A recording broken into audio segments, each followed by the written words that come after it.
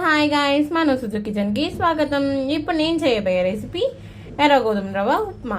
కుక్కర్లో ఎలా చేసుకోవాలో చెప్తాను.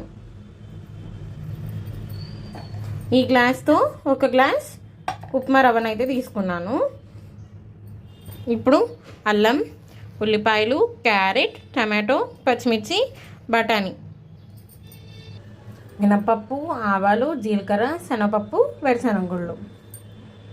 స్టవ్ ఆన్ చేసుకొని కుక్కర్ని అయితే పెట్టుకోవాలి. కొంచెం ఆయిల్ అయితే హీట్ అవుతుంది. ఇప్పుడు మనం తాలింపులన్నిటిని వేసుకోవాలి.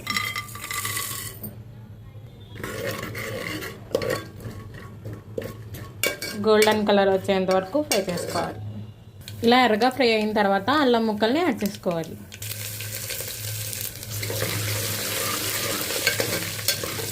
ఇప్పుడు వెజిటేబుల్స్ అన్నిటిని వేసుకోవాలి. బఠానీ, బంగాళదుంపలు, టమాటాలు, ఉల్లిపాయలు, పచ్చిమిర్చి, క్యారెట్, టమాటో మంచిగా ఒకసారి మిక్స్ చేసుకోవాలి. వెజిటేబుల్స్ ఫ్రై అవుతున్నప్పుడు కొంచెం ఉప్పు వేసుకొని మంచిగా కలుపుకోవాలి. ఇలా అయితే మగ్గించుకోవాలి.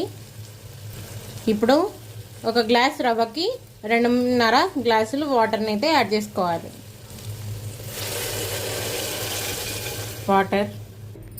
వాటర్ని వేసి ఒకసారి మంచిగా కలుపుకోవాలి.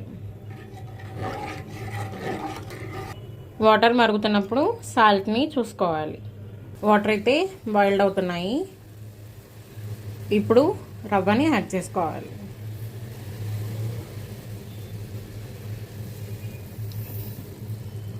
రవ్వని యాడ్ చేసుకొని మంచిగా కలుపుకొని మూత పెట్టి 3 విజిల్స్ని అయితే రానిచ్చుకోవాలి.